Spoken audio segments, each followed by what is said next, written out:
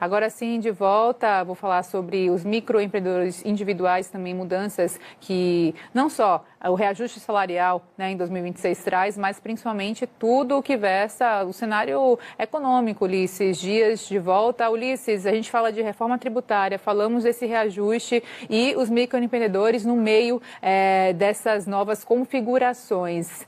Como é que a gente olha para isso, principalmente porque existe uma, quem sabe, perda de competitividade com relação ao MEI para a informalidade? Qual é a sua visão? Com certeza isso vai aumentar a informalidade e fica cada vez mais difícil para o empreendedor, principalmente de pequeno porte, ele fazer frente aos maiores custos que a legislação brasileira exige, né? Então, essa contribuição ela é relevante em relação a 5% do salário mínimo. Por isso que quando o salário aumenta, essa contribuição em reais também ela vai aumentar. E existe um imposto fixo mensal para cada área da economia. Então, comércio e indústria é esse 5% mais R$1, serviços é esse 5% mais R$5, comércios e serviços é esse 5% mais R$6. Lembrando que para os caminhoneiros isso é diferente, é na casa de 12%. Mas essencialmente diminui a margem de lucro dos empreendedores que faturam até R$81 mil por ano e, é claro, deixa essas empresas cada vez mais frágeis. O que faz com que esse empreendedor que tem que botar comida em casa, ele vá para a informalidade e aí o governo acaba arrecadando ainda menos impostos. Esse ponto da informalidade, inadimplência também para esse microempreendedor. Como é que a gente fala? Porque existe o pagamento obrigatório da DAS, né, que também vai sofrer alteração, principalmente quando a gente fala de um microempreendedor que tem menor faturamento, e aí já une com esse outro cenário que a gente falou inicialmente. Como é que a gente olha para o risco de inadimplência também dentro do MEI? Isso aí acontece, lembrando que isso precisa ser pago até o dia 20 de fevereiro, porque é competência do mês de janeiro, que vai vencer no mês seguinte, e o empreendedor ele não pode ficar inadimplente, porque as multas são altas, e aí ele deve repassar isso imediatamente para o seu consumidor. O que a gente discute é que no Brasil, quem sempre paga o imposto é o consumidor no final das contas. Então, isso impacta a inflação, a acessibilidade a produtos e serviços, e, é claro, o brasileiro fica numa situação cada vez mais difícil. Em caso de uma expansão desse faturamento, em qual momento o microempreendedor olhar para migrar para um Simples Nacional, por exemplo? Qual é o estudo aí de caso para que a pessoa possa se readequar, quem sabe, ao sistema?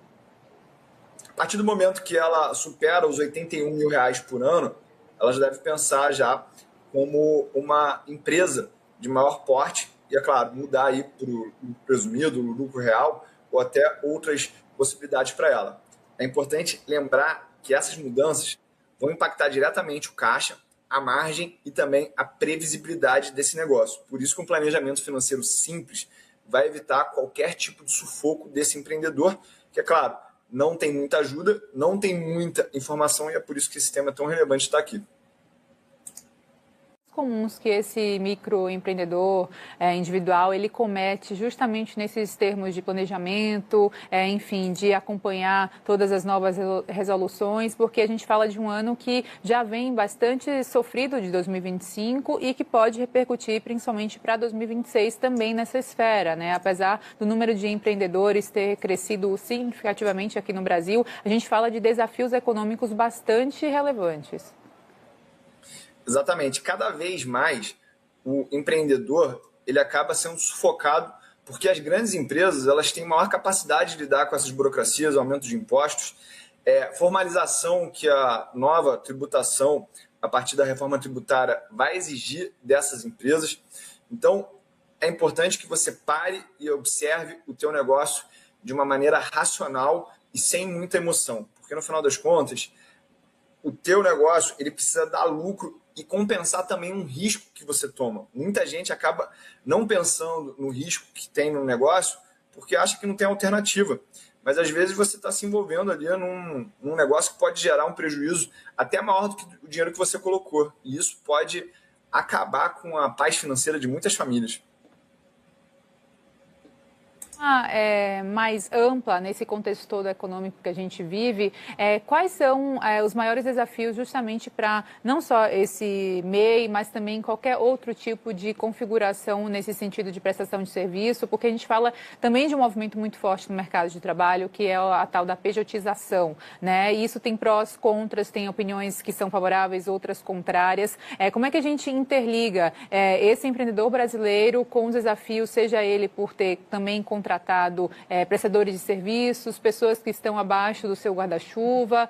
Qual é o seu olhar e também sua dica aqui para quem nos assiste? Ele precisa contratar um profissional especialista nessa área, porque tem muita gente que acha que essas leis são brandas e que vai passar por baixo do radar. E isso pode gerar um passivo trabalhista e tributário muito grande para as empresas. A gente está numa configuração da economia onde a gente tem a inteligência artificial, de um lado, substituindo muitos serviços que vão afetar esses microempreendedores, e a gente também tem, de um outro lado, a parte da política econômica do governo, que dá um recurso para os mais necessitados, que faz com que pessoas que ganham 1, 2 salários mínimos, elas recebam tantos benefícios que elas só vão trabalhar por um valor maior. E isso, é claro, deixa a taxa de desemprego por volta de 5%, 6%, e faz com que esse microempreendedor tenha que pagar salários mais altos, mas que nem sempre ajudam a fechar a conta. Por quê? Porque a produtividade é baixa, a carga tributária é alta, e isso acaba estrangulando qualquer tipo de margem de lucro, que é o lucro que ele vai botar dinheiro em casa para pagar o arroz e feijão dos filhos. Ulisses Dias, muito obrigada pela participação. Ulisses, ótima noite para você. Bom 2026, até a próxima. Sucesso!